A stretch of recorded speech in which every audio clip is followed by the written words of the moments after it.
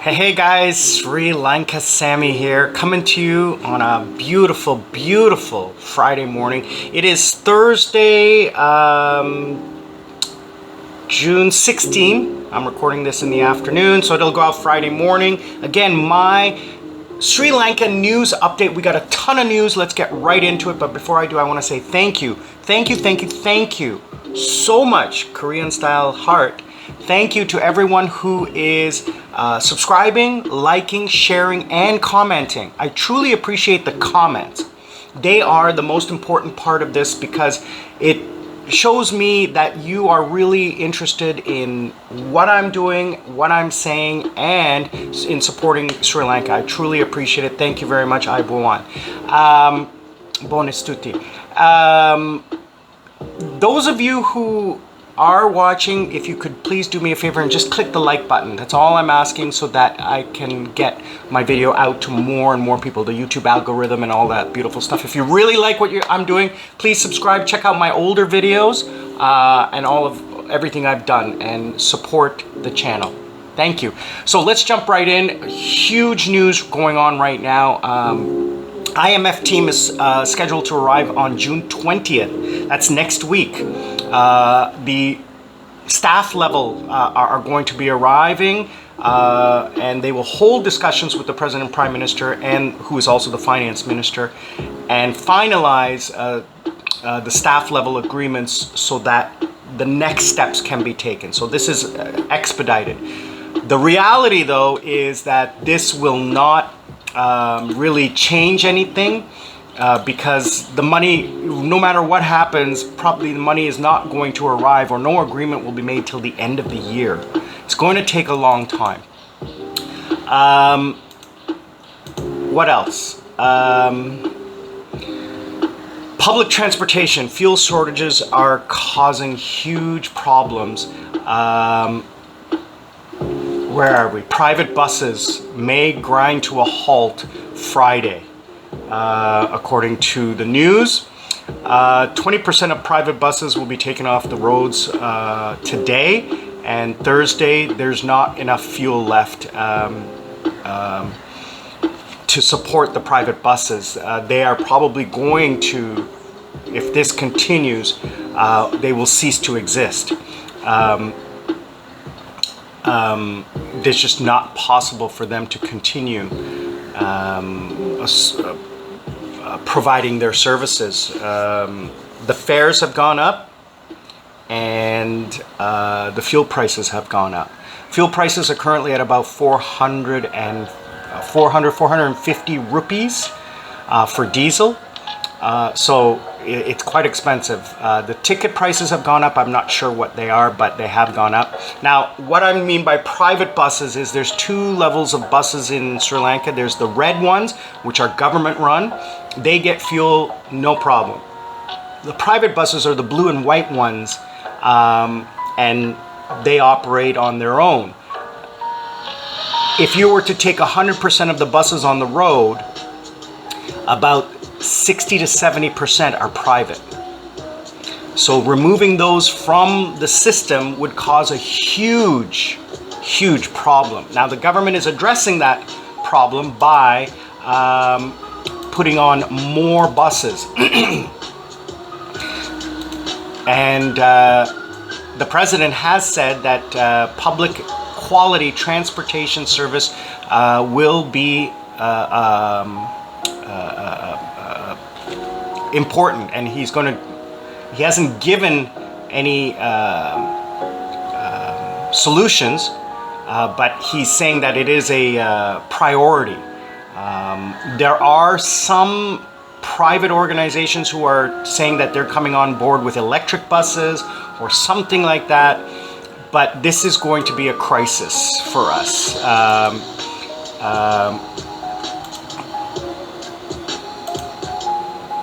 Yeah, it's going to be a problem for people who are trying to go to work or do anything like that. What else is going on? So because of the fuel shortage, now it is not as bad as it was before because the demand has dropped. Okay, the demand has dropped.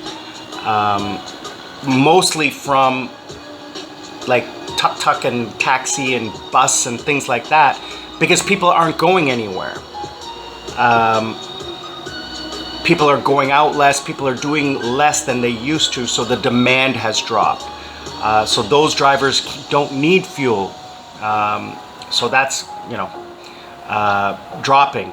Now, what the government is doing, everything is going online. So we started out with the electricity cuts. Those were now being published online.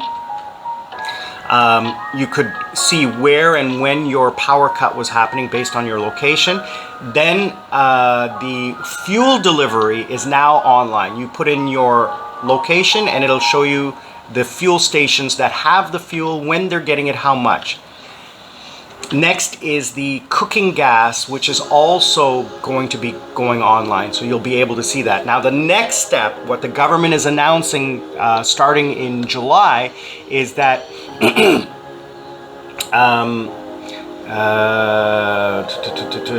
they will be doing a quota system or rationing fuel to people so that they're not hoarding. So when you go to the fuel station, your vehicle number or ID will be registered in the network so that you cannot go to another fuel station.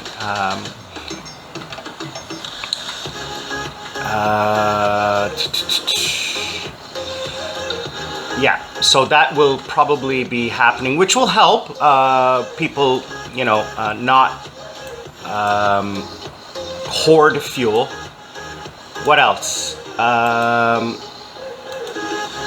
We're still not getting cooking gas. That has become a serious problem. And it's been months now since we have not had cooking gas. It is available, it's impossible to get our hands on it. I've been trying and trying. It's just impossible. I mean, I could line up, but it's just not worth it, because the lineup would be days waiting. There's a lineup of 1,000 people and only 300 people are served every 2 days or something like that. So it's not worth it for me. What else? Let's see here. We'll go to some good news now. Sorry, just before I go into the good news, just so you people, my friends outside of Sri Lanka need to understand the level of poverty here. The average household, let's go, okay. The average household income was 76,000 rupees. Okay, so let's go 76,000 to US dollars. It's about $200 a month. Okay, that's the average. Okay, while the poorest 40%,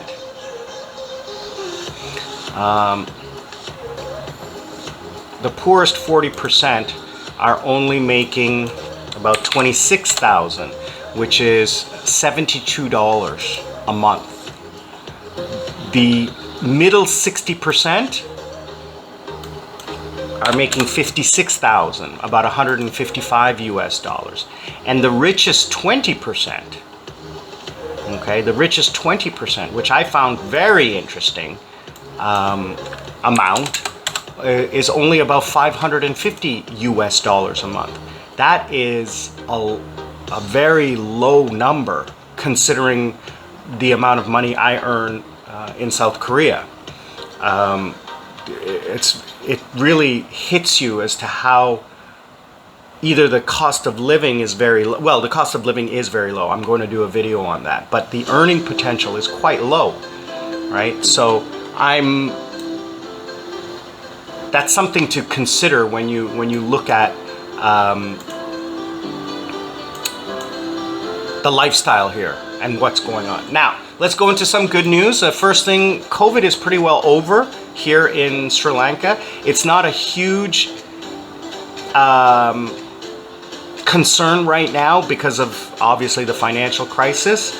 But as of last week, no more public mandatory face masks. So when you're outside in public, you don't have to wear your face mask anymore. When you go inside to a private business, they still ask you to wear a mask. There is a slight concern against dengue fever. Dengue fever has increased to 2,000 in June and 6,500 in May. It's predominantly in the north. There were 350 in my area. But I am pretty careful. I have a mosquito net that I sleep in, and I try to stay away from mosquitoes, mosquito areas and mosquito bites. I check my room every day when I'm working and try to keep them out. It is dangerous if you get it. There's no vaccine or anything. Let's go to some great news. So Exim Bank of India, on behalf of the government of India, extended a $55 million line of credit to buy fertilizer. That is very important because we have planting season coming up, and what the government has done is that the government has appropriated uncultivated paddy fields, rice farms, to give to young people for 5 years at no cost, so that they can grow food. Now, what else? The United States has given $27 million in US dollars to support the dairy industry. So that's another good thing. Let's see, what else? Final news. More aid has come in from South Asian countries. Japan, Korea, Philippines, all of these countries have, Malaysia, Thailand have sent medicine, food, relief to Sri Lanka to help support. I mean, money is always great, but it's always good to get the supplies that we need. I have noticed in the shops a lower quality level of food. I talked about this last time, it hasn't changed. The vegetable quality, because I have moved to a more vegetarian diet, heavy on the vegetables, less on the meats. Not for any other reason, but from a health perspective. I still eat fish and chicken, but beef is different here. I like a good American steak, not possible really to get it at any decent price here. The chicken and shrimp, I love shrimp here. It's so beautiful, it's so delicious. Low on the rice, but heavy on the vegetable curries. Lentils, cucumber, squash, beans, potatoes. I love it the way they cook here. I'm going to do a cooking video soon as well for you guys. I'm noticing that, and I hope it is a short-term issue. Food is going to be a problem for others. I will be able to survive because I have the money to pay for the food that I have to consume. So, I mean, you have to eat, you have to pay for whatever it's going to cost you. So, I mean, that is the news so far. I'm hoping that I have better news next week. We are moving in the right direction. If I was to do it on a graph, I would say it's gone like this. So from here to here, all right, incrementally, the outlook is positive. The outlook is positive. Whereas we have some negatives, we have more positives than negatives. The fuel and the bus problem is serious. So that will be a problem for a lot of people. and the food could be a future problem, but the money coming in and the aid coming in is helping, and hopefully we can turn this around soon. The rains have come. We got to get the planting done. We have to get the fuel in. We have to get the tourists in. Sorry, I forgot to mention as well, the government has proposed solutions to help boost the tourist economy for the rest of this year to bring in $1 billion in revenue. The travel season starts end of October, so they have to start planning for that. So that's what they're doing. Anyway, I'm going to wrap it up now. I do hope everyone stays safe, is happy, healthy. Aiboan, bonastuti, and I will see you all on the next one. Sri Lanka Sammy saying thank you and be well.